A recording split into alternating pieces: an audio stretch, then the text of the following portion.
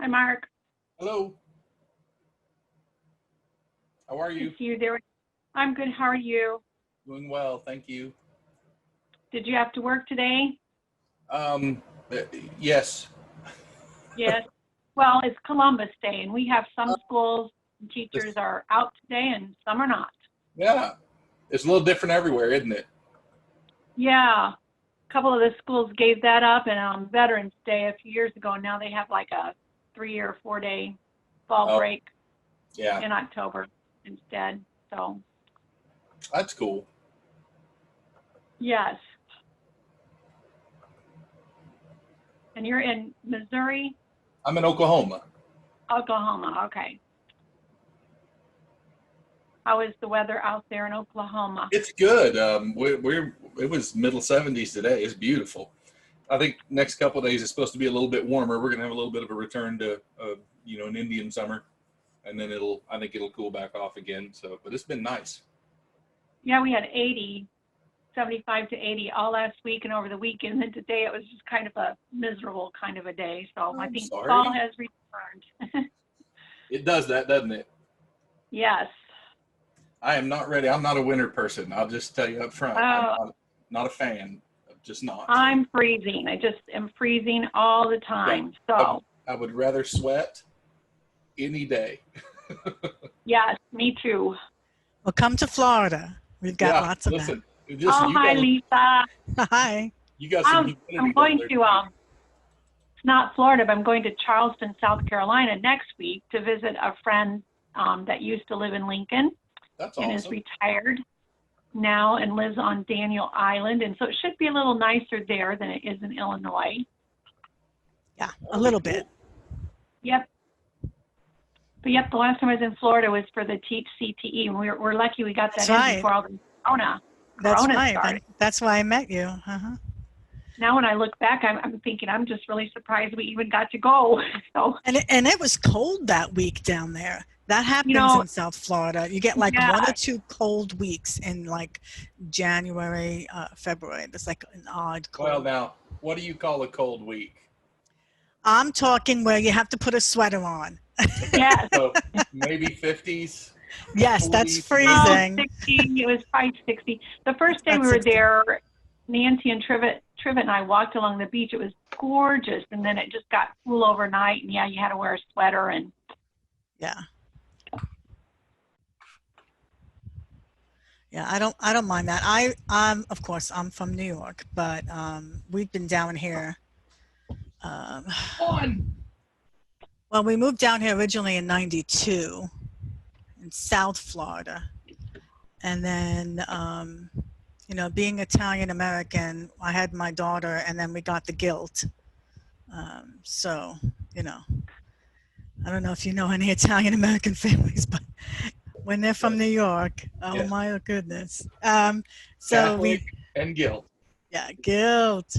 So we went up there again, and 2.5 years later, we came back down. Was like, sorry, we love you guys, but we hate the cold. I yep. I saw Dawn down there. I'm like, holy cow, that Hi, looks like, Dawn. oh, it is Dawn. It is Dawn. I've never met Dawn. Dawn, nice to meet you. Hopefully we'll meet in person someday. I hope so. Yes. How is Nebraska, friend? Nebraska is good.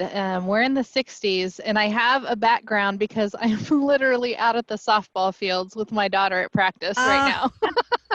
that's This nice. is the reality of the world we live in right now. So It Yes. is. Yeah, like it's a little dark in my room it's here. really good to see you. I have my cool Good to background see too. so many friends. I like this. I like this one. That's the one I like, Lisa. And I messed around with it the other day and I didn't, well, I was on my computer messing around with it and I'm on my phone now because as you all know, my internet connection out here in the middle of the cornfield, my computer just won't stay connected. So Oh, I don't mind my phone, except I can't see hardly read your slides because you know how big the phone screen is. So,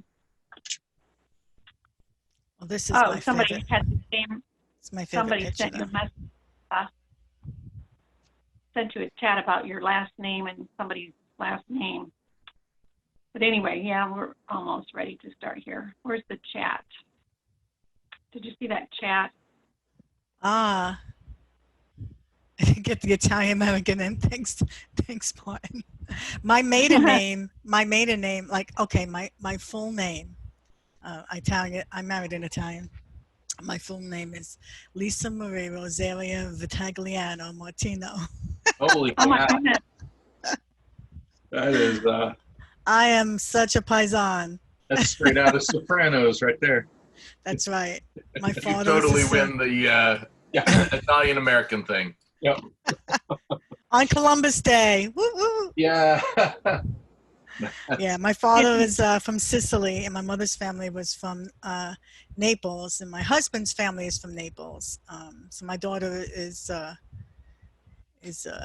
course Italian, but we have a little tiny mix of I think like less than 1/4% of me is mostly a mix of European, but All right. Well, anyway, it's time to get started, and we have a lot going on tonight, so we'll chat later.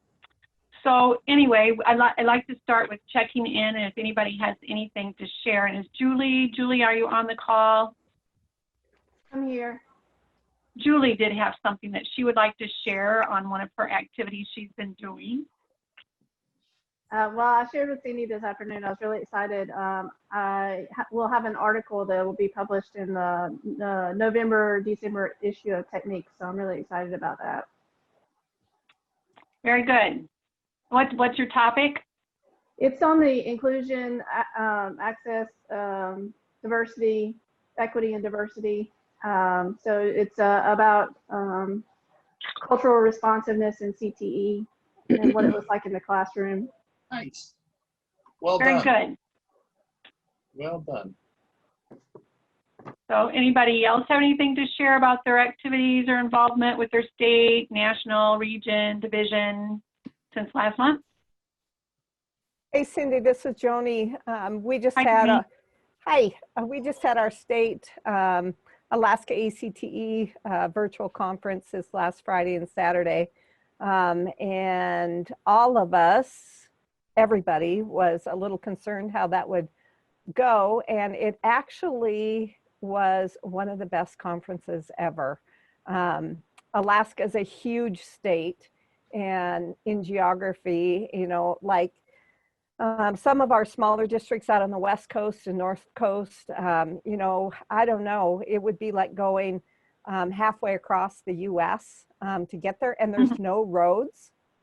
So you fly on little teeny planes to get out there, and this kind of evened the playing field. So everybody was connected, and our regional representatives had an opportunity to share some very unique things that were going on in their district that normally wouldn't get a lot of notoriety. So there were some things out of this virtual conference that I hope we never lose. Very good. Did ACTE help you set that up, your virtual platform?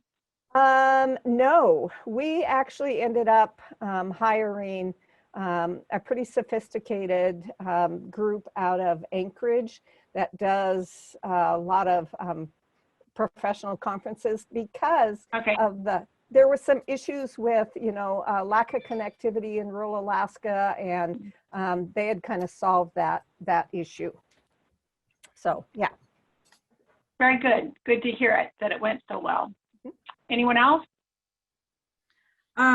Cindy, I just wanted to say real quickly that I think I've mentioned a couple times to different people here that one of the main reasons why I chose to apply for this fellowship is because I really wanted to eventually become my state's, I'm in New Mexico, my state's adult education director for the state. Yes. And that job is now open, and I applied yesterday. So Okay, I just want everybody to like cross their fingers and hope for me, because I really want that job. 100%. Yeah, good luck. Good. But yeah. Thank you. Yes, I good hope luck. next time I'll come with good news. I hope so. Yes, we all hope so. Yeah. Awesome. All right, anyone else? We have lots of good news tonight. I was going to share. We have been very, very busy in Nevada. We have a virtual conference at the end of the month, and it's a 3-day. So we're doing 1 day Region 5 and then 2-day Nevada virtual.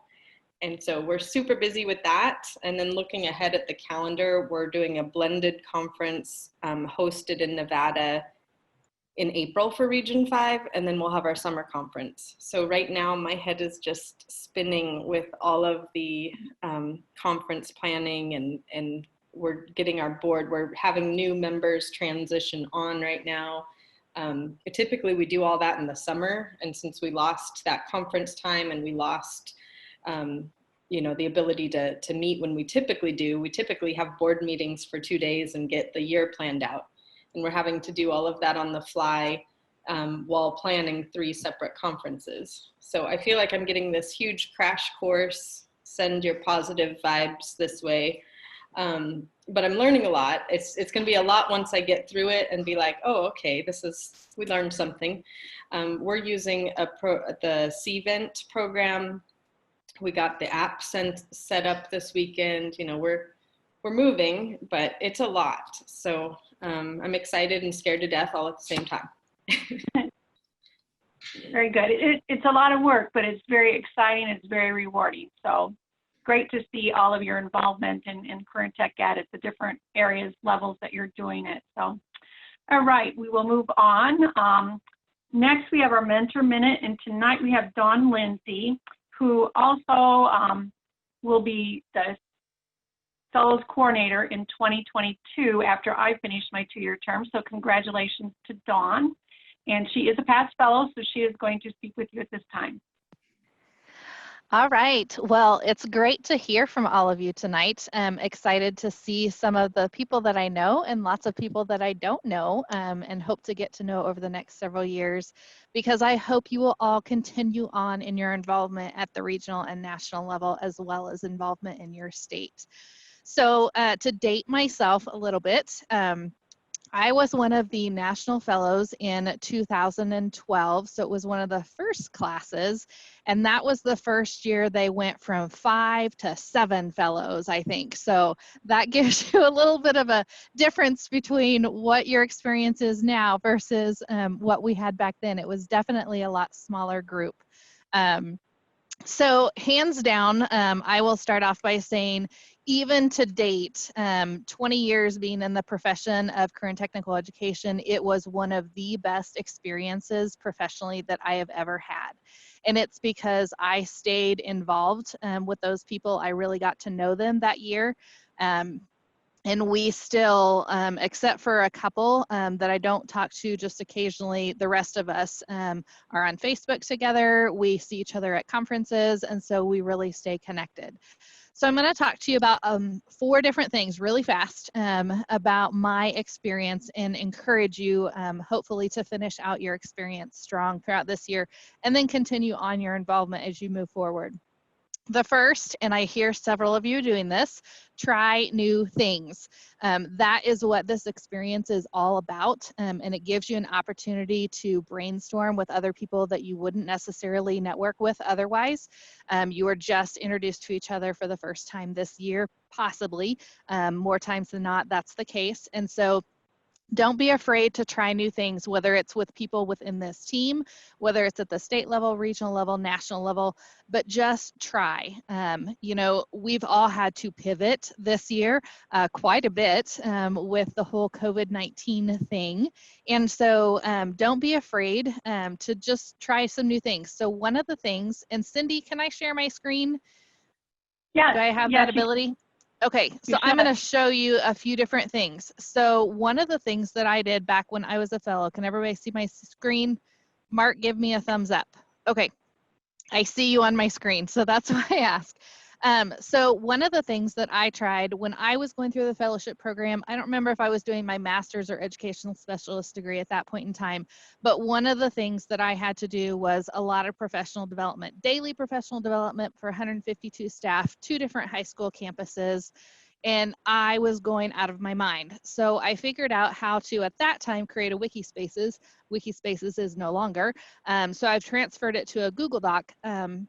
But basically just pulling together resources for educators. And I was not just working with CTE educators at that time, I was working with all the staff at the high school level, freshmen through senior teachers, administrators, so on and so forth. And so I created this way back in 2012 and have kept it up for the last 8 years, have added to it, have gone and talked nationally, statewide, regional level of these things, and utilize these a lot, even now today in my job that I do every day. And so try new things. You never know what it's going to lead to. My whole thing with this was free resources for educator excellence. So the best things in life are free. And so it's something I just tried, and it's something that has continued on for over 8 years now. And I've shared it with hundreds and thousands of people across the United States. So don't be afraid to try new things. That's the first one. Second one, engage and learn. So one of the things, unfortunately, you all did not get to do this year, but I'm hopeful that you will get to go to NPS this next year. One of the things that I did, I wasn't big into social media at that point in time when I went, and so I connected with all of my legislators via Facebook and Twitter before I went to NPS when I was a fellow. And I connected with people and have still stayed connected. Some of those individuals met with us personally when we were in Washington, D.C. for NPS after that. And so not only did I connect via social media, but I also connected face-to-face, and I kept up some of those relationships. And so some of those legislators, I'm 2 states different from where I was when I started out as a fellow, and I'm still friends with some of those legislators who are in the U.S. Senate and U.S. House of Representatives. And so make sure to engage and connect with other people throughout your experience. You never know what that's going to lead to.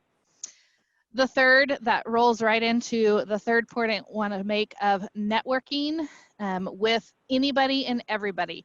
This group is a great group. You are scattered across the United States. You have varying levels of experience, and a wide variety of experiences sit right here within all the cubes.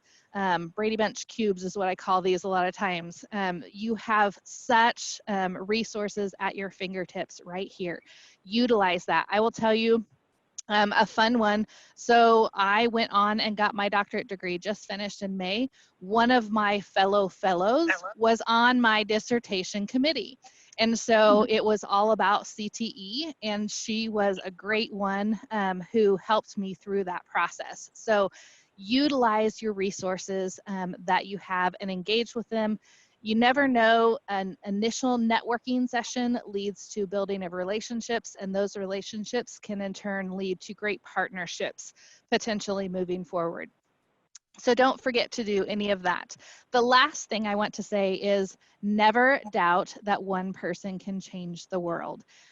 Through my fellowship experience, one of the things Lauren always asks me to talk about is I was young in my career when I was a national fellow, and they were developing in the state of Kansas at that time a definition for college and career readiness. And our ACTE state level group was not able to make it to the Board of Education, state level Board of Education meeting that day. And I was like looking at the definitions online going, this is all about college readiness. It has nothing to do with career readiness. We need both in the definition. And so I took a day off work. I went to Topeka, where the Capitol was, marched into that meeting, scared to death, wrote down my name to do public comment, and I read a statement that I had developed in collaboration with our lobbyist for KACTE at that time. I wasn't able to stay for the whole meeting because they were going to talk about it in the afternoon, but I was able to give public comment. At that time, they live streamed all of their meetings, so I went back to school that afternoon and watched. And that board changed their definition of what they were going to put in for the state definition for college and career readiness based on the feedback that I gave them. I was one person. I was the only person who showed up to talk about it that day out of everybody across the state. And that made a difference in the way that they defined it for that state level. The other thing that's always fun, Zoom was a platform that I introduced to ACTE several years ago. And so that's what we're using for a lot of the meetings and activities that we do in ACTE. So never doubt that you can change what happens throughout your experience, even as a fellow in 1 year's time. So what questions do you have? Some of you do know me, some of you don't as much. I've been in the profession 20 years, been an ACTE member just as long. Started out in Kansas as a teacher and administrator, moved to Oklahoma and worked for the State Department of Career Tech there in accreditation with our technology centers, and then moved to Nebraska to be the assistant CTE state director. And now I work at a university level, and all I get to do is go around the state and educate youth about college and career readiness. So that's my background. What would you like to know? Because I know we have some time for question and answer. Dawn, a few of them in the chat box wanted a link to your free tech resources. Can you provide us with I will that? put that in there when I get finished. Yep, I can do Thank that. Feel free to utilize that resource.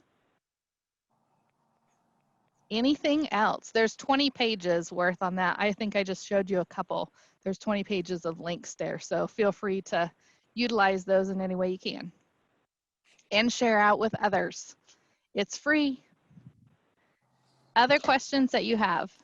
If nobody has a question, I will say that I will probably say this again to Dawn, but she has been my mentor this year and we've had a wonderful time. It's probably been my favorite thing throughout this experience is working with Dawn.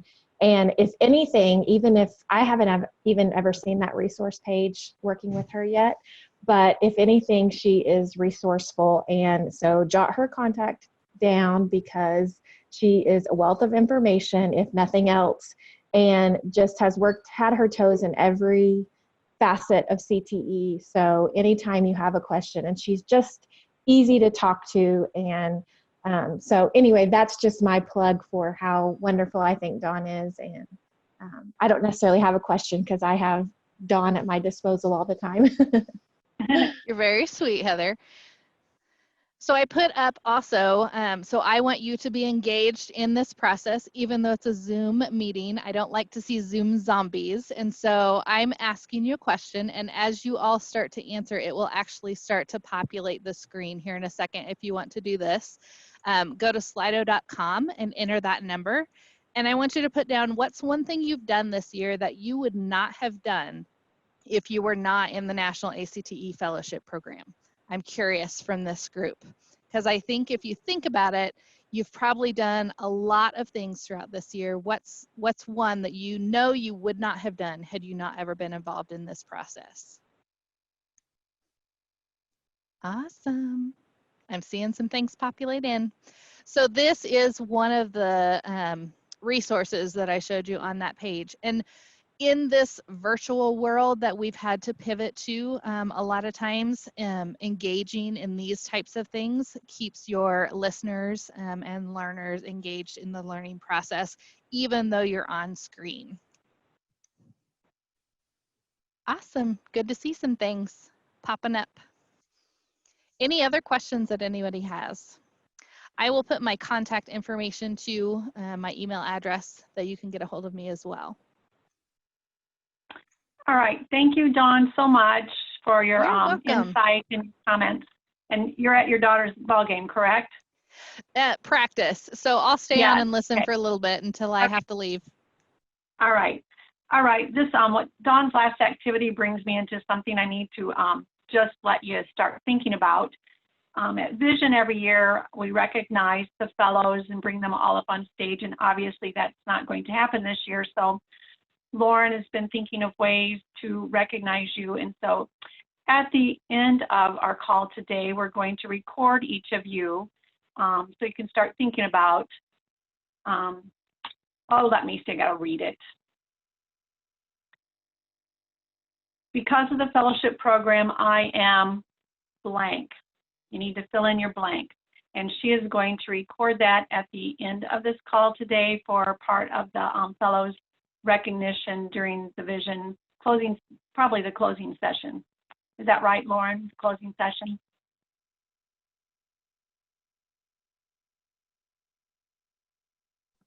Lauren, you're muted.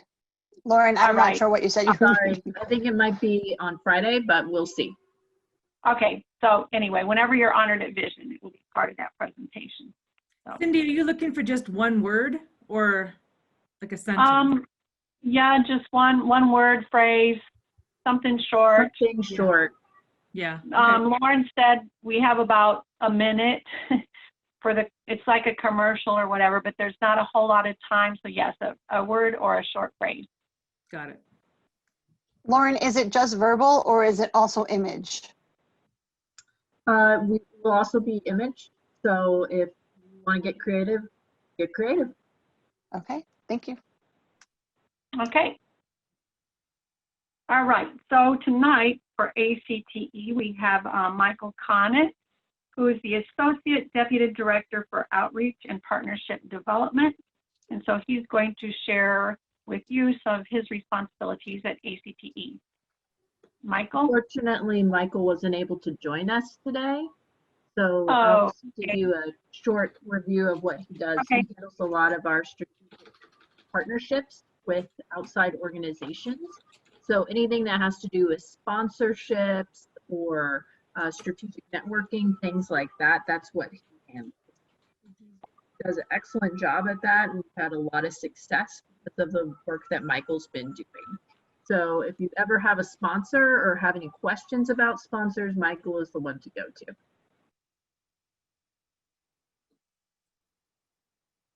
Is that it? I'm just laughing because if it was Michael, he would still be talking for a little while yet. So anyway, somebody had a question in the chat, Lauren. Because of the fellowship program, and it's just a voice recording. Is it a voice recording or is it the video, the person too? Because someone said I'm not visually ready for that. I was just saying it can be both, and if you want to turn your video off, just turn your video off. Okay. Does that answer everybody's questions?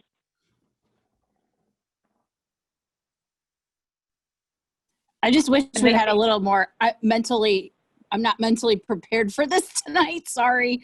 To think about, because I mean, I want to think about something and add something that has really been impactful, but I just feel like we've been under a cybersecurity attack at our school for the last week and a half. We've had no systems, no students. So it's been a little jumbled in my brain. So that's where I'm at today.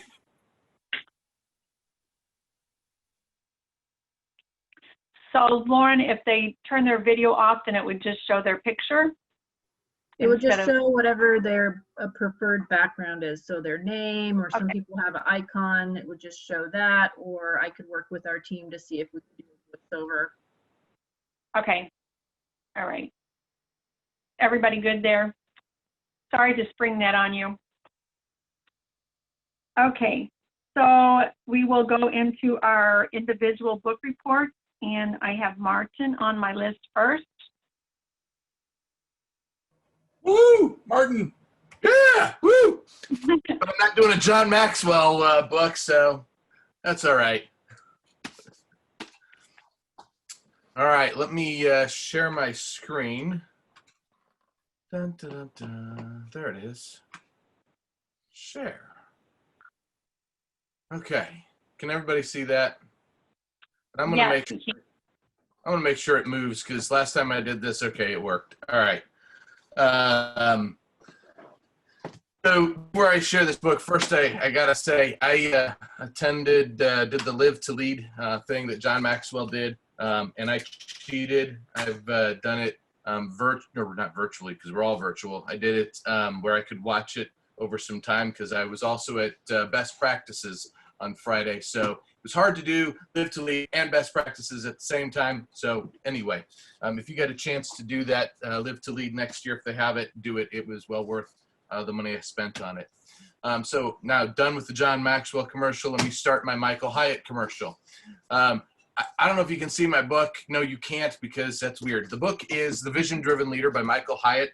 I had an opportunity shortly after we started the program to publish the book, and I'm glad I did. It was perhaps the second best book I've read so far this year. And really what it boils down to is it's how are we going to be better leaders? How are we going to drive vision? And I'm not going to steal a lot of his thunder because I really think you need to read it.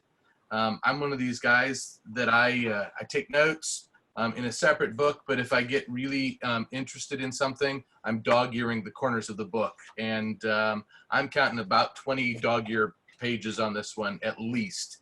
So it's good. So I would encourage you to read it. Anyway, just basic overview of the book.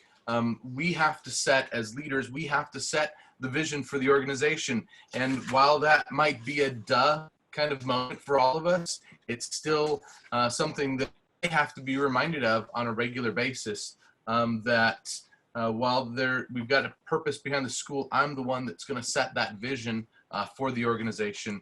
And I do that in a whole lot of different ways. One of the things that it's the reminder that really hit me really hard was that without vision, the organization's going to fail. Doesn't matter what organization it is, whether it's a school or a business, without vision, it's going to fail and not achieve the purpose that it has. And I'm reminded of what my school was like before I spent some time actually sitting down, coming up with a vision. We had low student numbers. We had just the general impression of my school in the community was terrible. And not just because of me, but because of previous administrations having a lack of vision for the school. And so I totally bought into without vision, the organization not made, but will fail. I truly believe that. So how do we get beyond that? How do we get past that? We create a vision script. Now, this is where Michael Hyatt's selling his stuff, but they do provide a vision script website. And I'm not going to give it to you by the book, and he'll give all that stuff to you, but creating a vision script, actually taking the steps to have a coherent, real vision that you can easily share with other people that you're building on. And then the reminder of that there is a challenge. Those are the big main areas. Having that vision, keeping your organization from failing, vision script, and then what are you going to have to do down the road? So the vision script, it's got 5 basic questions. What do you want? What do you want for your school, for your organization?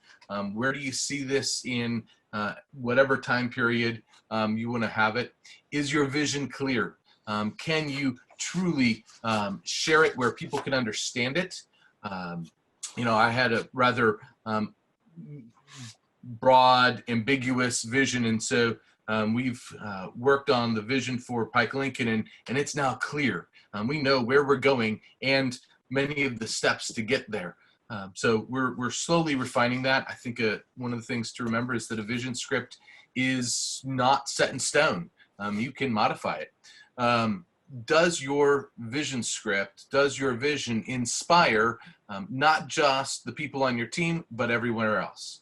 You know, that's one of the things that I think that I was missing a lot of times was, does my vision inspire others?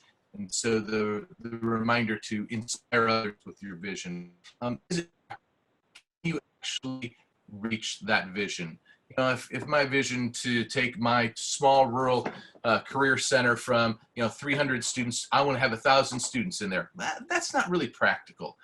There's barely 1,000 students within 15 miles, 20 miles of my school. So I'm not going to get 1,000 students. So is it practical? And can I sell it? Can and that ties in with that inspire, can I get other people on board and get them excited about the same vision and get the resources we need to make that vision happen? And finally, some few issues and concerns. The first question they ask is, will you face resistance? And the answer to that is yes. And then this was kind of a neat thing, and I wasn't originally going to go break this down, but I kind of wanted you all to see this. You may come up with a vision, but you're going to have to vision zag. You may have to change. Airbnb started out just real tiny. YouTube started out as a video dating service. Who knew? And they zagged, they changed, and now what all do they have? That the next thing would be rising. Instagram wanted to be not necessarily just a competitor of Facebook, but also a dating site. Starbucks didn't sell coffee to people at the beginning. They zagged. Transitioning, Netflix, that's the most current one, Netflix, DVD to streaming. The mature transition, Apple, where they had everything. Now we're focusing a little more. And Amazon, man, you just can't stop Amazon from constantly adding something new. They're constantly zagging. They've got that startup mentality. Legacy, one of the big things they talked about in this legacy zag that you might have to do is Lego. They tried to do so much, but then they started failing. And when they focused on their brand, when they focused on what they did best, so that was that zag back to what made them great, just like Microsoft.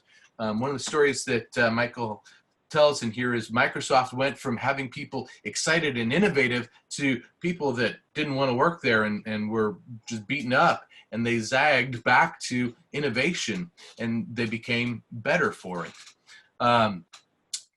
As you're going through the life, you might run into zombie zags and dead zags. A zombie zag is where you've totally, you thought you were dead.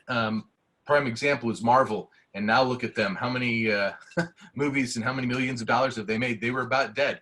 This United Record Pressing, all they did was do records, vinyl records, and they were all but shut down until something happened from the outside. Now they were able to zag back in and continue their process. And finally, your organization may die. But it is possible to rise from the dead.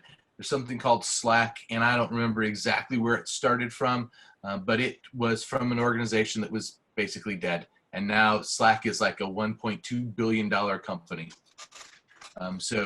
Again, you got to be willing to change. You cannot be set in stone. And finally, the big question is, are you ready? Are you ready to set a vision for organization, a vision that's going to change your team, that's going to change your life, that's going to make a difference in the world? So that's the vision-driven leader. I didn't know if we were supposed to leave time for questions. I know we had a very short time, but I'll try and answer any questions that you might have. I will be honest. It's been about a month since I've finished reading the book, so I might have to dig back through. Any questions? Okay, I don't hear any, and that was very good, Martin. Thank you. But you are correct. We have a tight time schedule. It's a large class and trying to get all of you with your book reports done. So I do like that, the zagging back in. Okay, Mark. Hi, everybody. So I'm gonna start my timer because I know we got 7 minutes, so I want to try to stick to that as much as I can. I got lucky, and one of the reasons I was one of the first ones to volunteer to go first was because I just happened to buy a book, and I just bought Brene Brown's Dare to Lead book. Because in my brain, I was thinking, that's the latest thing from Brene. Come to find out, it's not. It's been out for a couple years, and a lot of people have already read it. So if you've already read it, I hope I do somewhat of a service for it, because I found it very powerful. And I love Brene Brown. She's one of my favorite speakers as far as someone that I like to kind of enjoy to listen to, because I like her concepts of leadership and the way that she views it. So I'm going to go ahead and share my screen, and hopefully I can make this work. And if I can't see you guys, holler at me and we'll see if this works. I don't know if that's going to go. There we go. Can you guys see that? Yes. Okay, sweet. So again, this is the book I decided to read, and I had just purchased it right before she asked us to do a new book. So I thought this is the perfect reason to kind of force me to read it, because I have a tendency sometimes to get started in a book and set it down and move on to other things, because I have adult ADD and I struggle with completing things. That's always one of my challenges. I want to make sure I finish things. So this was a really good opportunity for me to do that. So unlike Martin, this book is pretty fresh in my mind. I just went through it quite a bit, and it's a really powerful read. When I did read this, I was obviously reading this with an eye toward what I could possibly share with this group that might be useful or powerful for us to use moving forward.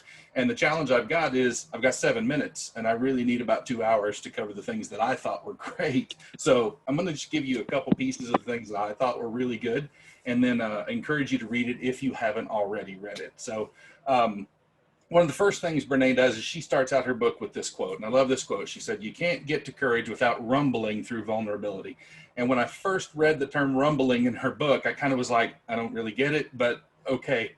Well, she goes on to explain that in her view, rumbling is a discussion or a conversation or a meeting that is defined by a commitment to lean into vulnerability. And she says those two aren't, you can't separate those two. And we're going to talk a little bit about that in a minute. But I think it's fascinating that that's, to me, what that means is showing up to that meeting, showing up to that commitment, showing up to that discussion without your ego, putting the ego to the side, putting away your own agenda for what you think needs to happen in that meeting, and being willing to lean in with an open heart and open mind, with a kind of a intention of serving the people in the meeting, right? So that's what that really means to me.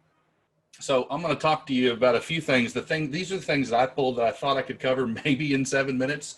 The 3 lessons that I hope will help you guys be a courageous, exemplary leader. And the first thing is courage and vulnerability always go together. That's this is one of the things that Brene talks about, and I wondered about it when I first read it, but I love the way she explains it, because she basically says the truth is that whenever we choose to be courageous in any circumstance, it's always with vulnerability, because in most of those circumstances, we don't know the outcomes. We don't know what's going to happen. We don't know what could potentially happen.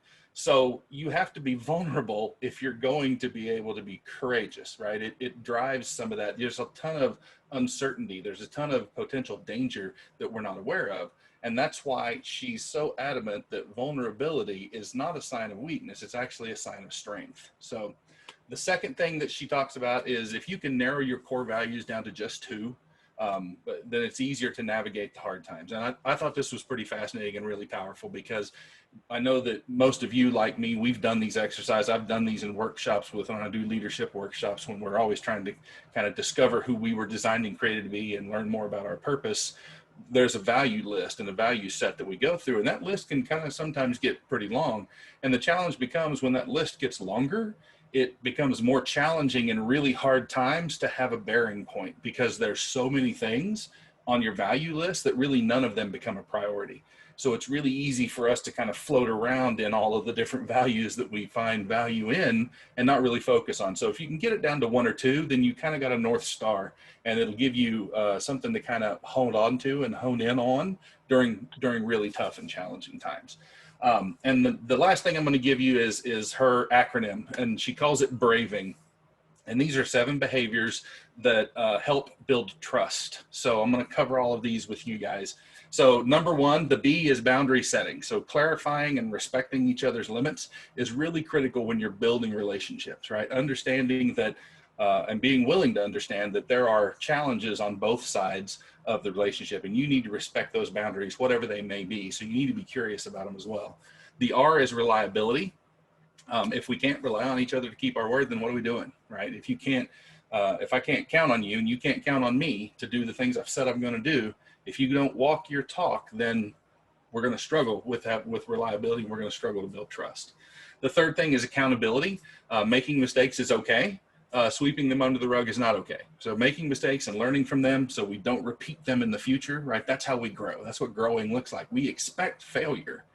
We don't expect to fail at the same exact thing over and over. That's when it becomes a challenge and it needs to be addressed. So the fourth piece is vault closing, and trust is a safeguard for information. So if people share things with you and you're going to build trust, don't break confidentiality. If things are between the 2 of you or that small group, that's where it needs to stay, right? It's Vegas whenever you're in that space, right? Whatever happens in Vegas stays in Vegas, and we don't betray that confidentiality or that trust when we're outside of that space. The I stands for integrity. Whatever your two core values are, never, ever, under any circumstances, compromise those, right? Your integrity is not for sale. It doesn't matter the situation. And this is another reason why developing those two core are really important, because sometimes you have to be a little flexible in some of your other values if you're going to move forward. If you narrow it down to two, then you can be pretty staunch about what you want to stand on. The N stands for non-judgment. And this is like my favorite piece of this entire acronym. When you replace judgment with curiosity, you turn isolation into connection. And that is such a powerful mindset that I continue to teach on, and that we're always talking about when we do leadership. You know, John Maxwell always talks about this. If you can go into that space, and he talks about this in a term of putting a 10 on people's heads. Everybody you meet, they're all a 10, right? No matter how you look at it, they're a 10, regardless of what's been said, what's been done. And if you can figure out that they're valuable, then you turn that into an opportunity to connect with people, because you're not automatically kind of prejudging them based on something that happened. And the last piece is generosity. This is the G in braving, and it really is about leaving room for your for interpretations and expectations. So I'd see this as, if you're assigning work for people, understand that they don't do things the way you do. They don't see things the way you do. They don't interpret things the way you do. So the odds are they're not going to execute the way that you do, right? So you need to have some latitude. I think generosity is latitude in this situation, except braving wouldn't have spelled out very good with an L at the end. So, but I think that's what it is. It's about building in some latitude so that people have the freedom to work towards their strengths and complete whatever your vision is. Even though it may not look the way you thought it was going to look, it doesn't mean it doesn't serve the purpose and serve the group as a whole and do something better. So that's my favorite part. This last quote was toward the end of the book, and I think it's really fabulous. Leaders either have to invest a reasonable amount of time attending to fears or feelings, or you're going to squander an unreasonable amount of time trying to manage ineffective and unproductive behavior. And this is all emotional intelligence is what this is, all right? You have to attend. I know we don't like to talk about feelings. I know we want to put feelings away because there's work to do, but we have to spend a reasonable amount of time focusing on those things to help people in situations, because it does a whole lot of things. It builds trust, it builds community, it builds better teams when we can all be in that space together, working towards a common goal, understanding that our fears and feelings are okay to have, and they're not hindering the work that we're trying to do. So I'm going to dare all of you guys to lead with vulnerability. Check your ego at the door and walk into those spaces without any judgment, without any agenda, and see what you can do to serve everybody in the room. And if you do that, I can guarantee you'll get everything you could ever ask for. That's my piece. Thank you. Thank you, Mark. And I like your last ACT Experienced Fellows 2020 are the best.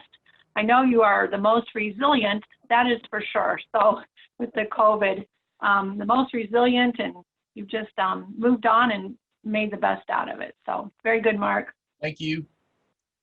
Joe?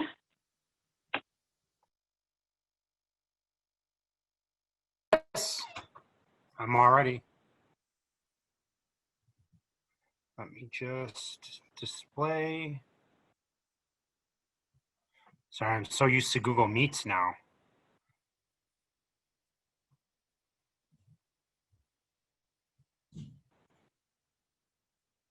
Hi, Cindy, can you see my screen? Yes. Okay, awesome. Listening, and I have to follow up Martin and Mark, such great speakers, so I'll try to compete. Oh, stop moving on me.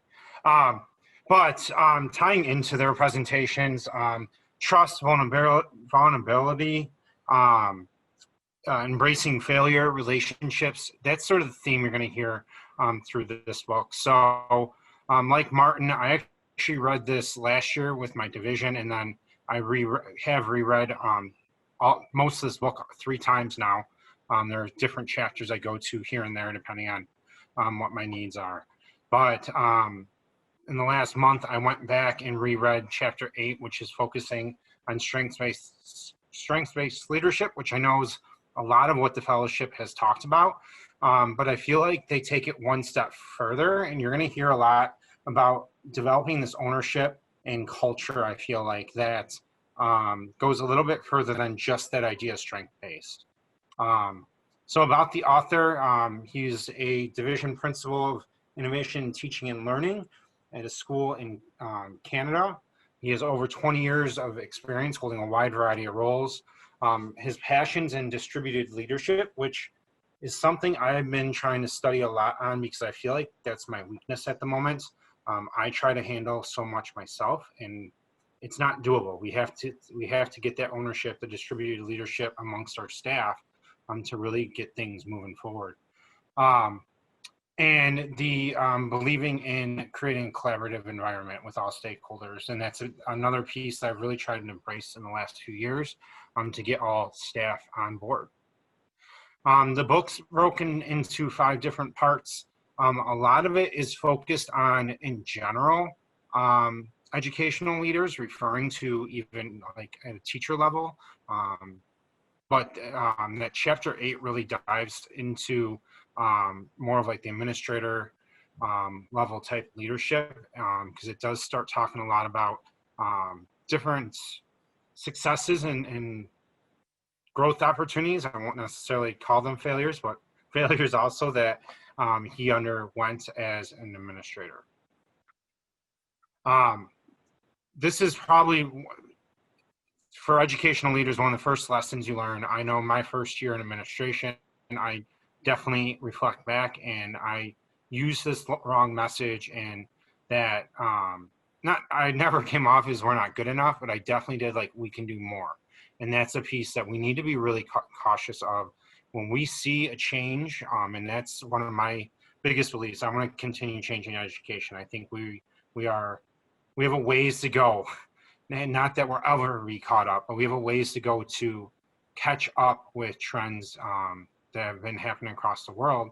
And it's not that we can do more. It's not that we aren't good enough. It's that we need to catch up with our kids, and it's about our kids and adapting to their needs. And it's about doing stuff differently, not more, not better, just differently to meet our kids' needs.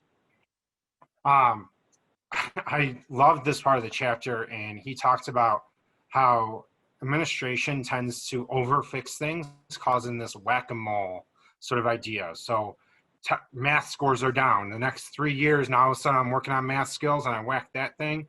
And then a couple of years from now, reading's the problem.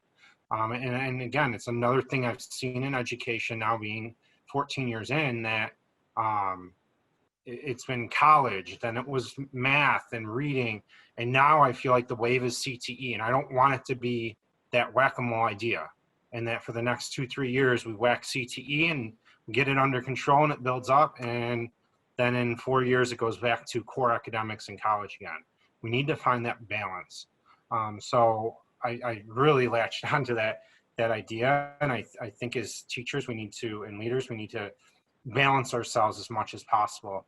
And then he also brought up the idea that educational leaders and teachers mimic their own experiences. And I think it's really good to be conscious and cognizant of who you've been exposed to in your career, both positive and negative, and what attributes you bring to the table. One of my things that I did like right off the bat as administrator is I put that candy jar I made at Illinois State University in my office, because my division chair had a similar candy jar to get staff in to say hi. Like, there's all those little things you do. So stepping back and making sure that they all are what you want yourself to look like to your staff. That makes sense. He brought up some statistics. So teacher or leaders that focus on strengths are 6 times more likely to have staff that's engaged in their jobs, and 3 times more likely to report having an excellent quality of life for those staff members. And then they take it that step further, and you ignore your staff members, 40% chance of disengagement. Focusing on weakness, it actually improves to 22% engagement, but it's amazing to see that focusing on strengths at 1%. And when he's talking about this, he always goes back and shares about, it's not about not focusing on weaknesses. We need to address weaknesses, but we need to pair it with their strengths and keep growing their strengths and not ignore that piece of it. So again, back to that balancing idea. Too often we whack the weakness piece and we forget about the strengths, and then staff aren't as engaged and happy in their jobs. The wrong way. So he brings up this story, similar like I've been talking about, this idea of blogging. One of his first roles as administrator, and he came in, he wanted his staff to blog more. Instead, again, going that route of saying, we need to do this, students are doing this, we need to do more, that idea, he switched it and he embedded the strengths base into that process. So when he would work with the teacher and say, that instructional strategy is amazing, he stopped and then said, can you write a blog to share it with our other staff members? And it made me step back and think a lot about, like, again, that without saying more, which he is developing through this, he used their strengths to embed a new process that's going to take them that step further. So it was really interesting strategy. I think was great. This one, he talks about the right fit. I don't know that many districts that can do this, but he shared a story about basically they left the job opening very vague. It was like 7th grade teacher or something like that. And they interviewed everyone and they wound up hiring a very innovative, creative, great fit for their organization. And then they developed the name and the role based on the individual. And in here, he talked a lot about questioning staff when you're in leadership roles about what is your vision for next year? And then when you can, embed that feedback into their position for the following year. Lack of innovation. This is one of the biggest things I feel like I've seen coming into my role as a division chair. I came into a very stagnant division. There wasn't a lot of push for change. And a lot of it, honestly, was that first sentence. They were too afraid to share or change because they didn't even think it was a possibility. They didn't have a lot of support prior to me. It was sort of just acceptable what they always did. So they just sat quiet and did what they did and moved on. It was so unfortunate. So that now it's about creating that culture and that the opportunities for failure and risk and I put, is it really acceptable? And I think we all need to be very careful of that, because so often I'm sitting in an administrative meeting and I hear those, like, you gotta be careful, like, this isn't okay. And there are things in education that are not okay. We just have to follow the rules. But whenever appropriate, we need to accept failure and be able to reflect on it and have our staff be okay with it. Last part is he goes into beyond your strengths and taking some of your strongest staff members and bring them together to develop your goals. And I think it was Martin that touched base about the vision piece. And that's sort of what he's getting at here. And he said, be very conscious of listening to your staff.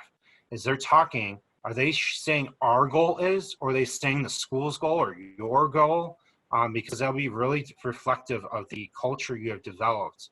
And you really want to make sure that it's their goal too. And they're using those phrases. If they're using them without any push, you have developed that culture of ownership in that. And then I threw up 2 questions. I think I'm probably right around at 7 minutes, so we can move on if we need to.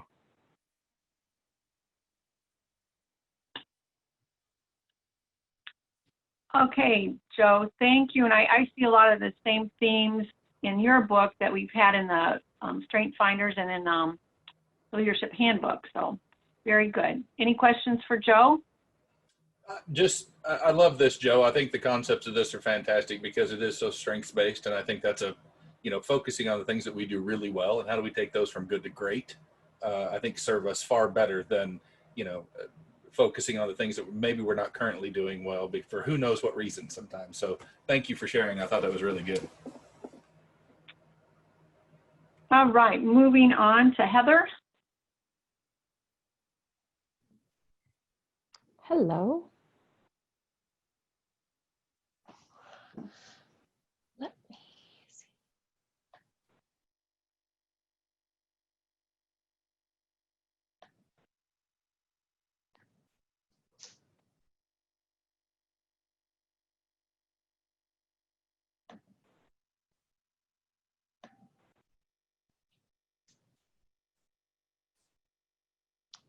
Can you all see the screen? Yes. Let me move you guys out of the way. Ah, they went away. Am I still sharing? No. Sorry, when I tried to move you guys out of the way, it went away. Okay. I don't know what happened. Now we see your screen. Okay, I'll just leave you guys in the corner there. Okay, so I read The Shark and the Goldfish, Positive Ways to Thrive During Waves of Change by John Gordon. It is a really short and great read. It has tons of metaphors and analogies throughout the book. And I don't know who all has read it, but I just love John Gordon. Very positive and uplifting. I love following him on Twitter. I feel like I just get little nuggets of wisdom every time I'm reading one of his books or following anything of his on social media. So here's my takeaways from this book. Maybe if it'll let me. There we go. So at the beginning, it's basically told like the story of a children's book. So we have Gordy the Goldfish, who lives in this nice home with his little family in a fishbowl, and he lives in a very controlled environment where the family loves him and talks to him and feeds him every day at the same time. And then he meets Sammy. He accidentally gets thrown into the ocean. I don't know how the goldfish ends up in the ocean. Actually, I do. The little boy takes the goldfish bowl down to the ocean and accidentally spills it into the ocean.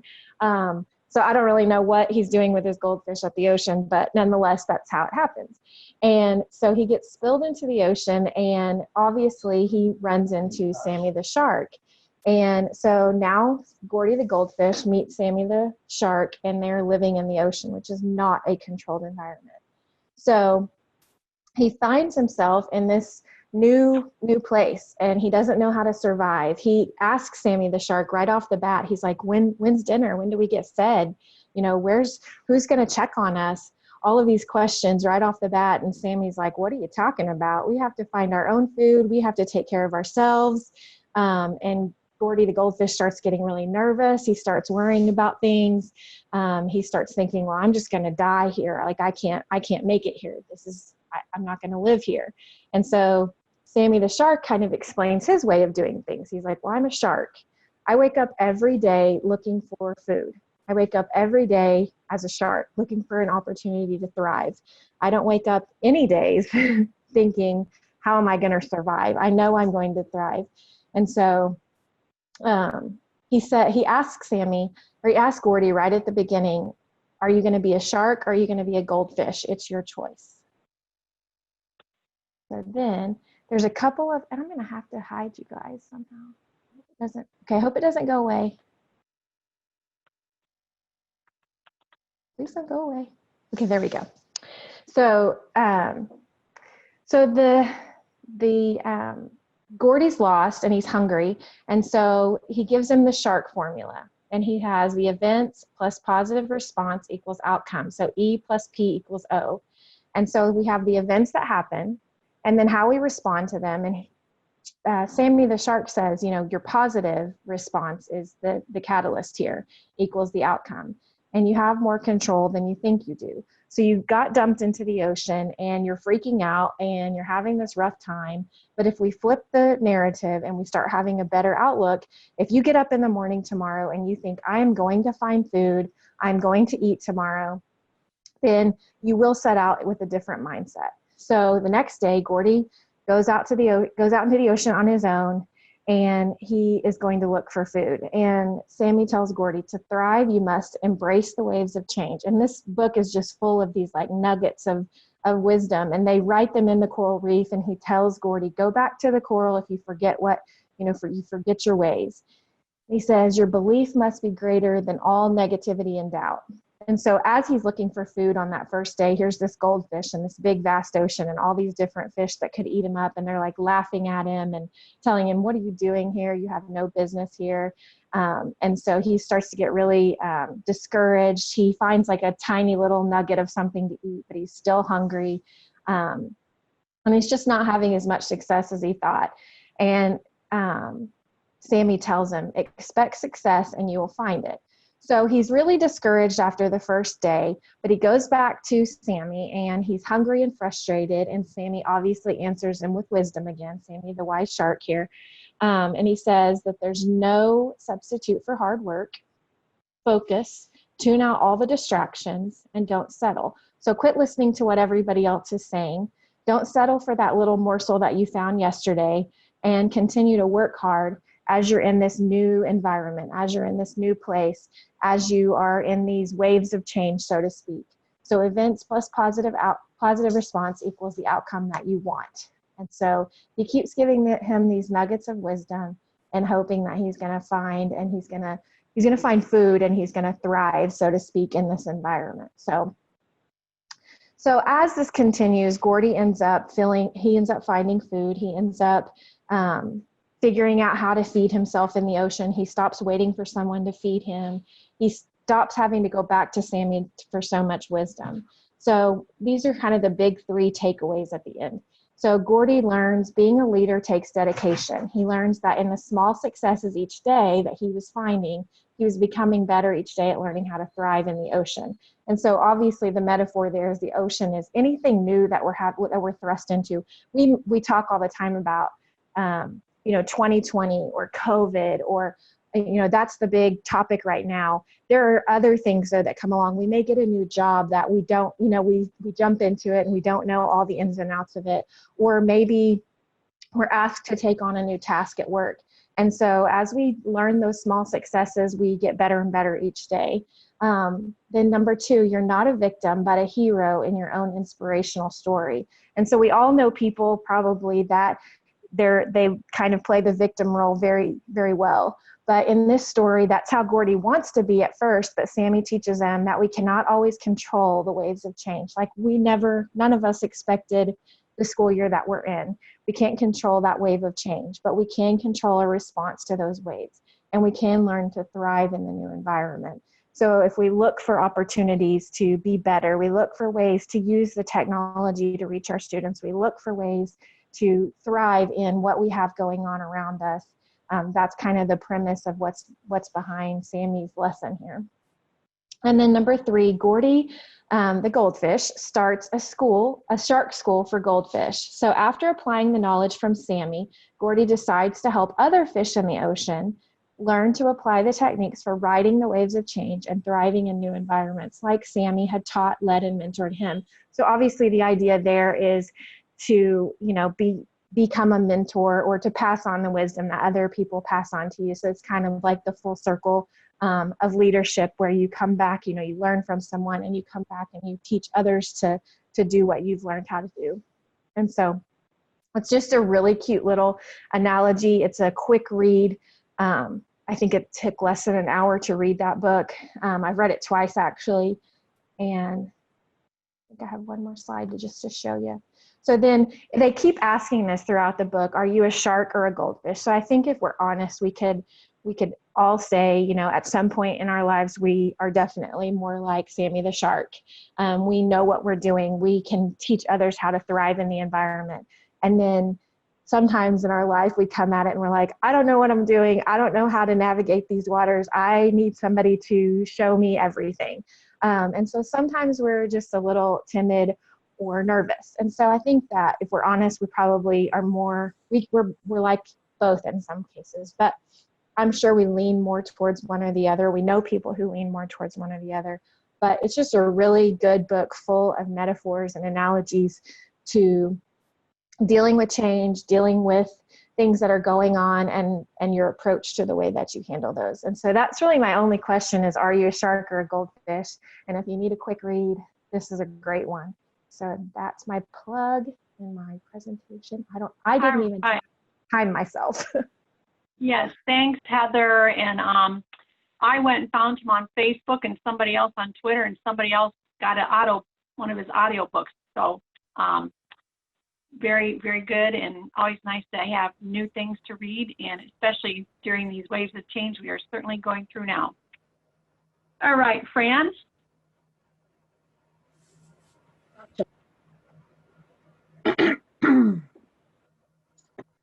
Okay.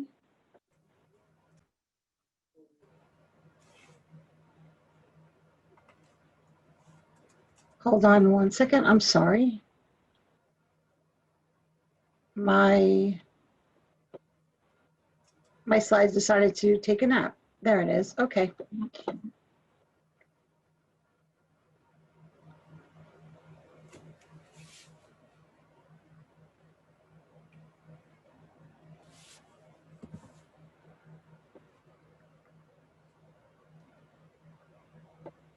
Does somebody else want to go? I'm sorry. Oh, hold on. I'm sorry. There have been some issues going on.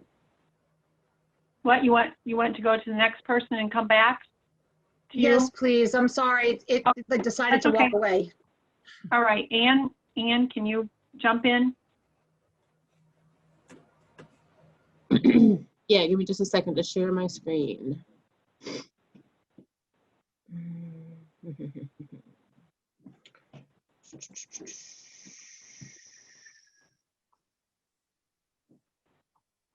All right. So I'm kind of taking a page from Mark's playbook, and I also did Dare to Lead by Brene Brown. It had kind of been on my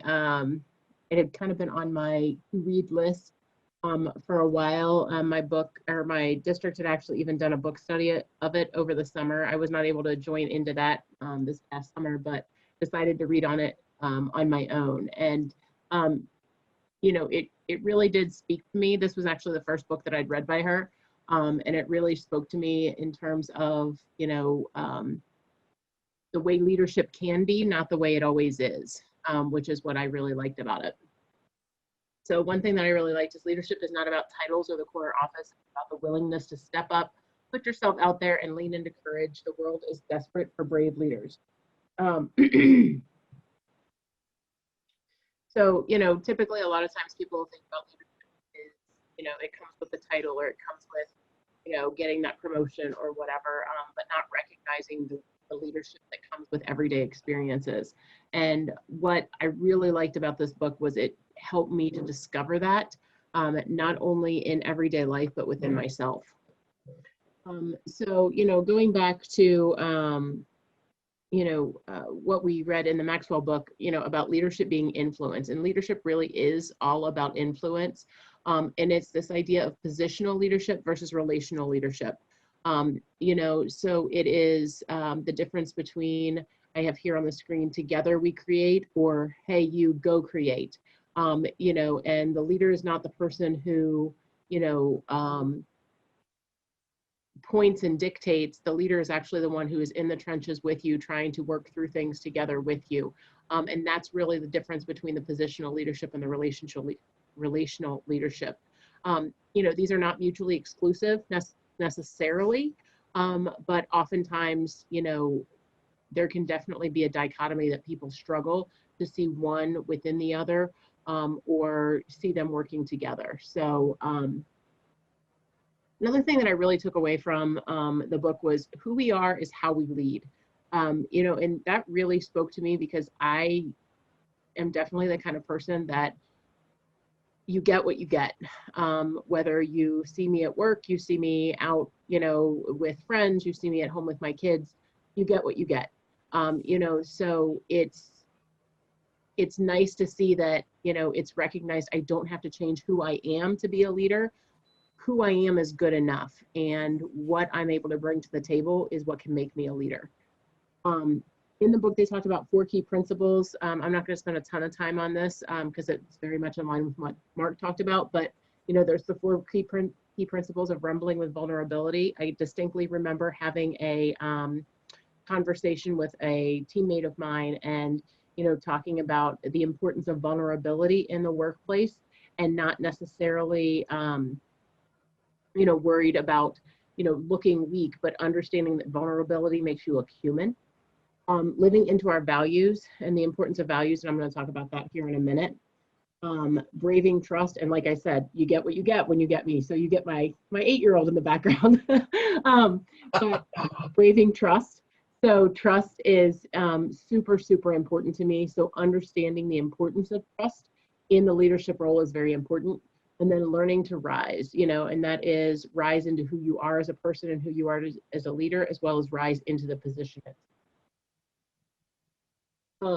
Like I said, this book really helped me to recognize but not find my place as a leader. You know, so it allowed me to see the leadership potential that I have, not necessarily worry about trying to become a leader. So that was really important to me, and it really helped me in this journey of leadership that I have, because sometimes I didn't necessarily recognize that within myself. I thought I had to climb to be a leader instead of already being one. So that was really important for me as well. As Mark alluded to, value identification and maximization is really important. It's a very important theme in the book. You know, and when I read through the list of values that she includes in the workbook that goes along with this, you know, she really talks about 2 of them, you know, but I really struggled only finding 2. I really had to work with 4 of them. And as I said, trust was super, super important. Reliability, you know, being able to rely on other people and have them be able to rely on me, with them being able to rely on me is probably the bigger one. Having grace, we've all learned about the importance of grace over the last, you know, 6-8 months. So that's, you know, super important as well. And then finally, making a difference. You know, I had a teacher, and I may have shared the story already, I'm not sure, but I had a teacher a couple weeks ago, and he's like, brand new teacher, brand new CTE teacher, and he's like, it just amazes me. He's like, you guys aren't going to let me fail. And I said, well, I'm not going to let you fail because I don't want you to fail. I said, but if you're successful, kids win. And my job is to make sure that kids win, regardless of whose kids they are, regardless of where they go to school. My job is to make sure kids win. So that goes into that making a difference side of things. So that's why I really struggled with coming down to 2, because those are all very interconnected in my opinion. You know, the 2 biggest things that I've taken away from the book is, as a relational leader, what do I continue to struggle with? And what is my armor? You know, so when I feel like I am building walls, what am I building those walls with? What is a way that I can take that armor away? But, you know, what are those things that I struggle with? And one of the biggest things I ran away with was perfectionism. That's something that I'm always, you know, grappling with when it comes to, you know, how do I balance between trying to do it all and trying to do it all perfectly and giving myself grace when I need to. And then last but not least, I loved when she talked about courageous is contagious. So we have to, in the book, she talks about we have to cultivate a culture in which brave work, tough conversations, and whole hearts are the expectation, and armor is not necessary or awarded. And I thought that was really cool, because in the last 3 years, my district has adopted what we are calling organizational norms, and I put a picture of them over to the right here. And the really cool thing is it talks about things like establishing agendas and roles and, excuse me, processing and decision-making timelines and things, but it also is a mindset of seeing the best in your peers, openly speaking your truth. You know, and sometimes we will have conversations where somebody says, you know what, I'm going to openly speak my truth. And, you know, we're not quite to that point where some people just not feel like they have to have that preface, but, you know, it's become a much more honest conversation because we're able to have those norms and have those conversations and not feel like we're being judged. Also things like collective efficacy, risk-taking, and then in the last, 2 years, we added productive struggle to the list. It's okay if the answers don't come easy. It's okay if we have to have tough conversations. The goal is that we're having those tough conversations and we're getting to the best possible solution. So, you know, that was the importance of this. And it was really great for me that I was able to take away not only a personal takeaway, but also an organizational takeaway and see how the work that we've put in over the last 3 years has really come to fruition and really kind of looks at everybody in our district being a leader, not just those who work at the central office or, you know, have the title of administrator. So, and then just kind of a reflective question, not anything that we need to spend time on, but, you know, what examples do you see in your daily life or practice of, you know, trying to bring courage to your organization through leadership? All right. Thank you. And I think that's something everybody can think about. And I do like that courage is contagious. And we do need to keep moving along because we're running out of time. So thank you, Anne. And next is Fran. Are you ready? There they are.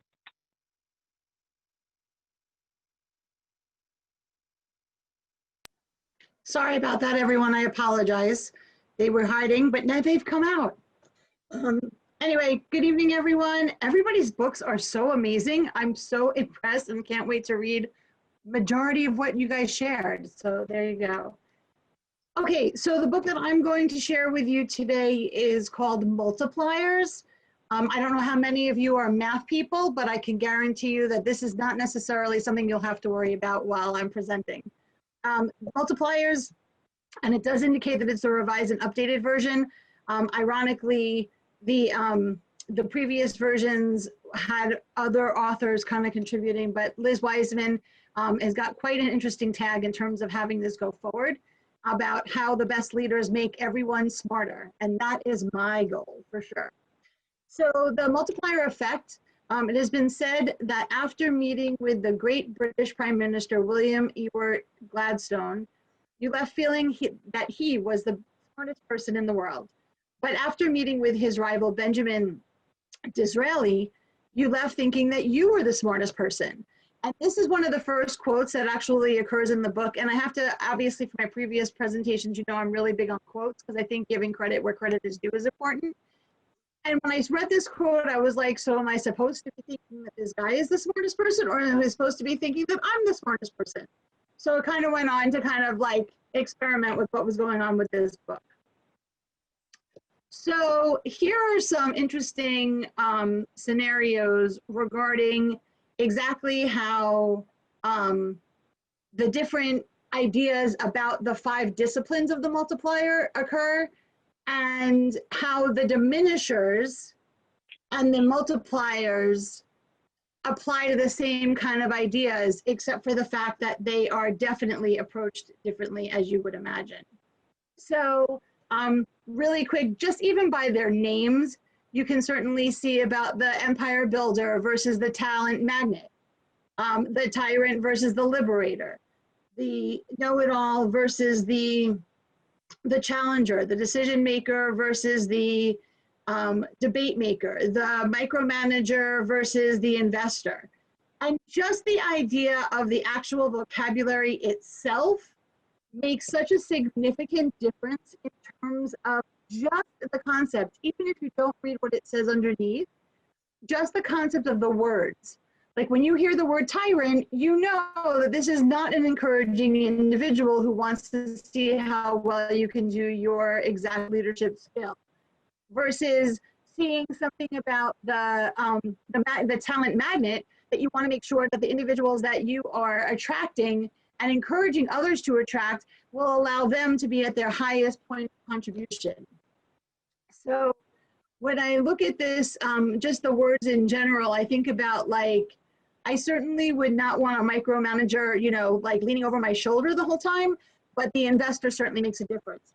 Just one of the examples of the book I just want to share with you is that a story about an individual who was very technologically enhanced and decided he wanted to be part of the Navy. And so what he did was he went into the Navy and he had all this technology and he was put on a ship. He had done so well, he got to choose whichever ship he wanted to be on. And while he was there, he was excelling in everything in terms of the exercises that needed to happen until a new commanding officer came aboard. And based on him coming aboard, all of a sudden, these fantastic things that this individual was doing, then he turned around and couldn't perform as well because the new commanding officer basically was telling him about how bad he was and what mistakes he was making, and that all of the things that he was doing were wrong. 3 months later, a new commanding officer comes on the ship. And of course, the previous commanding officer lets the new captain know, the new commanding officer know that he is briefing him on this gentleman's, you know, skill set. And obviously with the anticipation that, you know, he'll just be equally as bad. But that's not what happens. The new commanding officer comes over and shares with him about how awesome he is and to show him his skill set, and to demonstrate how well he can run the team and really demonstrate the skills that he was put there to do. And all of a sudden, as he gets that encouragement, even though the new commanding officer is over his shoulder, he is still encouraging him to do things. And as a result, this gentleman just does the best that any individual has ever done in the exercises that they were discussing.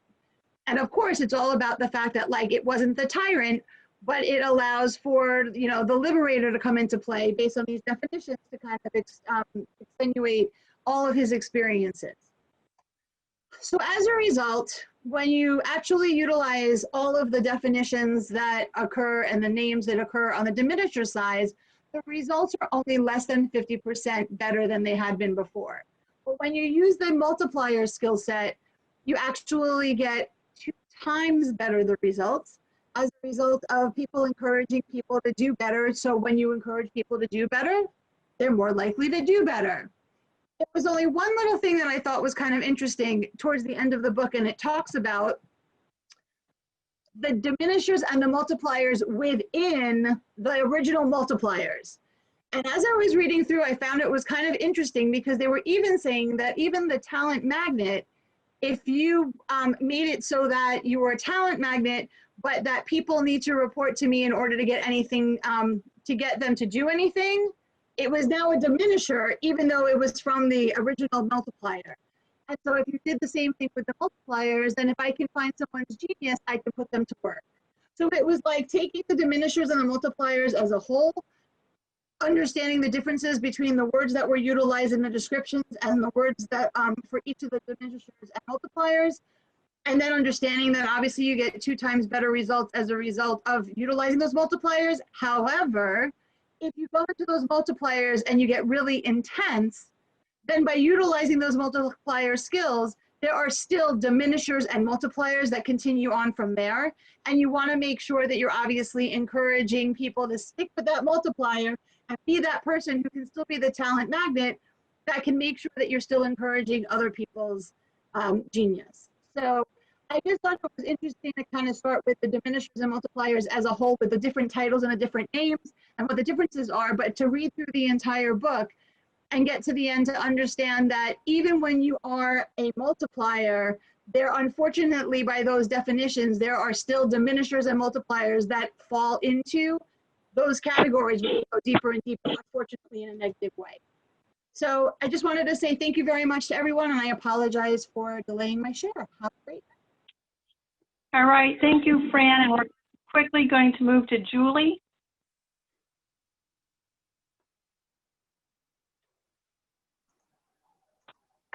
All right, sorry about that. Let me share my screen here. And Julie, I don't want to put you under stress, but we are running a little short on time, but we've got 7 of you this week, and we've already got 8 for next time. So want to get you in. Go really quickly. All right. So the book that I read was the 4. Can everybody see my screen? I want to make sure. Yes. Okay, thank you. So I learned about the 4 disciplines of execution by listening when I was listening to a leadership podcast, and the author did a 2-part series on the 4 disciplines of execution. And I wanted to read this book because, like many leaders, I understand that making goals is relatively easy, but meeting those goals within an organization sometimes gets a little squirrely. So the author uses this quote, and they talk about how really only 20% of the activities produce 80% of the results, but we often spend most of our focus on the 80% of the stuff. And the 80% of activities are what they call the whirlwind. And you can probably relate to that designation, especially these days. So you've heard the adage, what's urgent isn't always important, and what's important isn't always urgent. So this 4DX helps leaders to focus on the important things in the middle of the whirlwind of the urgent. So I'm just going to briefly go over the 4 disciplines. Discipline 1 is focused on the wildly important. So research has shown that only 15% of employees actually know their organization's most important goals. So either there's no goals or they have too many goals. And 4DX asks leaders to focus on less in order to accomplish more. So you start by selecting one wildly important goal, or WIG, instead of trying to work on a dozen goals all at once. They're not suggesting that you ignore the work necessary to maintain your daily operation. Instead, they're suggesting you narrow your focus to work on what you want to significantly improve. I thought this quote was good. There will always be more good ideas than there is capacity to execute. Most intelligent, ambitious people don't want to do less, especially if it means saying no to good ideas. They're wired to do more, but there's always more good ideas than there is capacity to execute. When you choose a wildly important goal, you identify the most important objective that won't be achieved unless it gets special attention. In other words, your normal course of business won't make it happen. So discipline 2 is act on the lead measures. So no matter what you're trying to achieve, your success will be based on two kinds of measures, lag or lead. Lag measures track the success of your wildly important goal. Lags are measured when you spend more time losing. They're the things that we spend more time losing sleep over. They're things like, in education, there are things like test scores, Perkins 5 indicator performance, all those kinds of things. They're called lags because by the time that you see them, the performance that drove them is already past. You can't do anything to fix them. They're just basically history. So whereas lag measures tell you if you've achieved a goal, lead measures tell you if you're likely to achieve a goal. So lead measures are predictive and influenceable, and lag measures tell you if you've achieved your goal. And an example here, if my wig is to lose weight, the lag measure is my actual weight. And the lead measures, the things that are influenceable and predictable, are my diet and the amount of exercise that I do. Discipline 3 is keeping a compelling scoreboard. So the lag and lead measures won't have much meaning to the team unless they can see the progress in real time. They use this analogy that bowling through a curtain is not fun. And, you know, people want to have some ownership and some fun in a game. And so discipline 3 is about engagement and getting people on board. And people perform best when they're emotionally engaged, and the highest level of engagement comes when people see the score. So whether they're winning or losing the game, they need to see the score.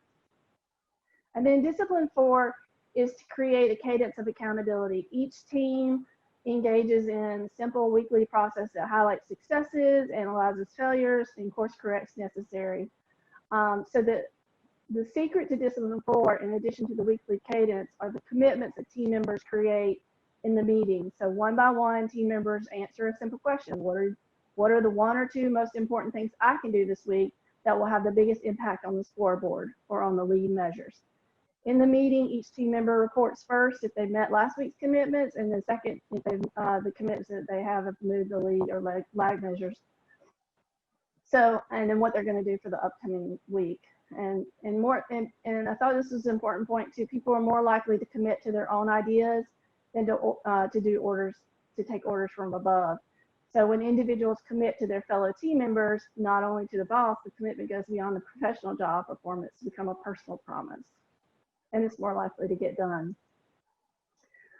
And then, so it's one thing to know the disciplines, but the other piece is to actually put them in to play. And so while the disciplines are universal across organizations, the implementation varies by different leaders and different organizational types. So the 3 things to remember is that it's a process, not an event. You can't just have a conversation with your team and say, we're going to implement these, and then boom, it happens. You have to, you have to model it, and you have to work through it. I mean, I've been working with my team since January on some of these principles, and we have to revisit them constantly. So, and then don't try to implement with a brand new team, an intact team, because you've got to get through the team building first. And then, you have to participate as the leader. So that was quick, and I'll stop sharing if there are any questions or comments. It may have been quick, but I took more notes on yours, Julie, than any of the others. That was there's really good stuff in there. That's some really good stuff. Thank you.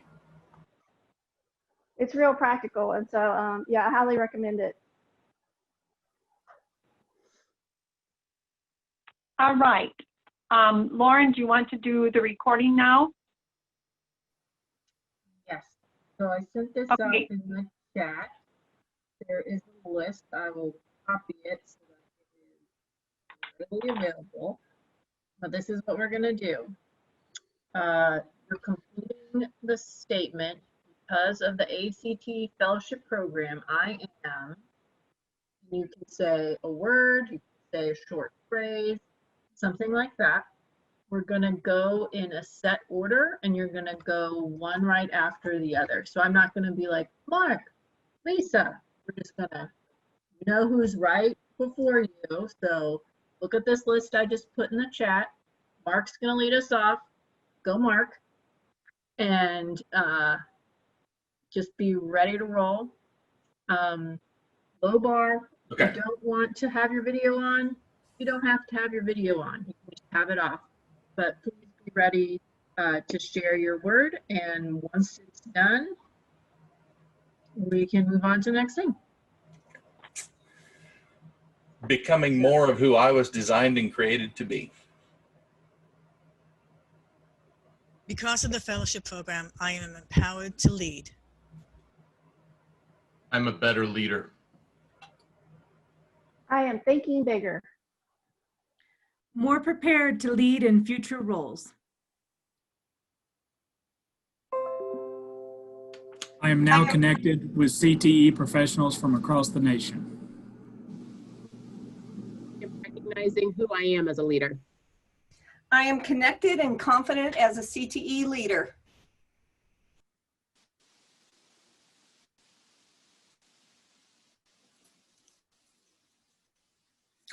I have learned a lot from my mentor. Look forward to meeting more individuals who want to lead too.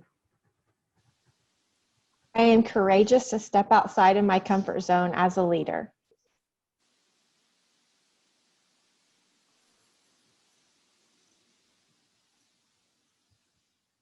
I am a better CT leader through the experiences incorporated, relationships developed, and the resources shared.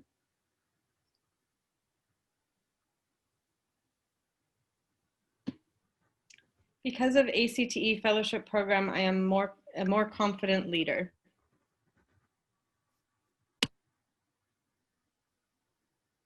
A more informed and educated leader. Awesome. Thank you guys so much. Really appreciate your help. Thank you. Okay. Are we good there, Lauren? We're good. Our team will Okay. do their magic. Okay. November 1st, you have a lot of assignments due. Just another reminder. If you didn't do a book report tonight, you are doing a book report next time. And did you have anything else, Lauren?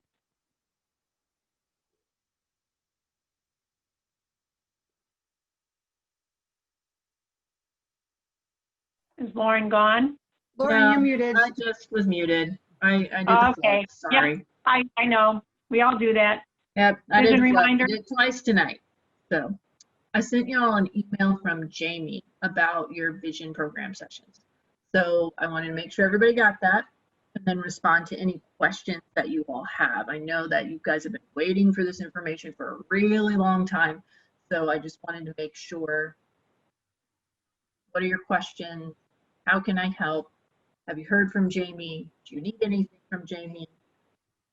How can we help at this juncture? Lauren, I did not read the entire thing, although I know that the deadline is October 31st, which is obviously not the first week of December. We've obviously been collaborating a lot, but I guess my biggest question is, and I don't know if this was in there, so I apologize if it is, the best platform to be utilizing to record what we're doing, because obviously we're not together at all, and to be able to present the presentation individually but together and collaboratively. So I apologize if it's there, I just didn't see it. Not a problem. It is in there. They list a couple of different options. I would probably recommend Zoom, actually. So if you need help getting a Zoom link set up so you can do your recording, just let me know and I can schedule it for you whenever you want, and get the recording done for you that way so that you can just upload the link to the site that they want you to upload it to. Does that make sense? Yes, thank you. Yeah, just let me know. So Lauren, you'll record it if we want you to? Yep, but I'll need to know from you what is the date you want, and I'll set it up in Zoom to automatically record. So once you all log in, it'll already be recording, ready to go. And I was then talking with somebody else, and for you. we also talked about doing Zoom, but somebody had suggested using Screencast-O-Matic. Is it okay if it's a little bit kind of like in segments as opposed to a, because that way, instead of there being kind of like, if somebody needs to take a pause or whatever, we can kind of change it up that way. Is that okay? I am not a techie. I would assume so, but Okay. let me check. What is the name of the program you want to use? It's Screencast-O-Matic. So basically, I could open up Screencast-O-Matic and, I could do my bit and then I could say, hey, Martin, or, and then I could pause the Screencast-O-Matic. Martin would have a minute to get his stuff together and then he could go instead of him feeling like he has to go right after me. Okay. Lauren, we just need to know the file formats that are acceptable for whoever's putting this together. Because Got it. we can verify then what softwares export what, so. I think it was It's all MP4. in the email. Yeah, I think it was I'm just MP4. not familiar It's with this. MP4. I'm not familiar with the Screencast-O-Matic and what the format is. So, It's MP4, so it should be fine. okay. Can somebody forward me that email? Because I don't think I received it. I'll forward it to you right now.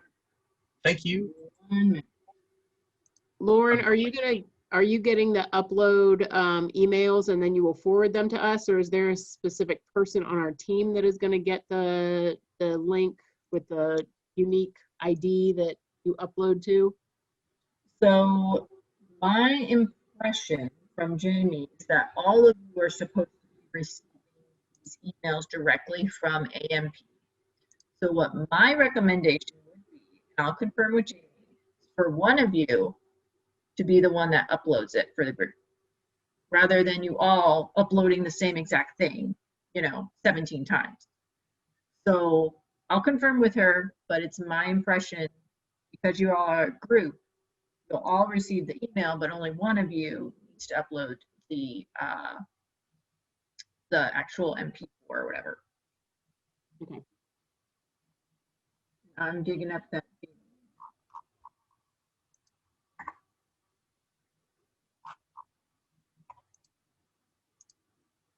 Can we do it as a musical? Just, I'm kidding. Do whatever you want. No. No one wants to hear me sing, I promise. Mark said it's okay. Just trying to lighten the mood a little. Sorry. All right, I'm sending the email now. Thank you. And Mark and Jamie, you're on here. Okay, thank you. Or sorry, Mark and Maggie. All right, I think that's it for me, Cindy. All right, I think that's it then. So we will speak again next month. And again, don't forget your November 1st deadline. It was great to see everyone. Yep. Good night. Everybody. Stay safe, everyone.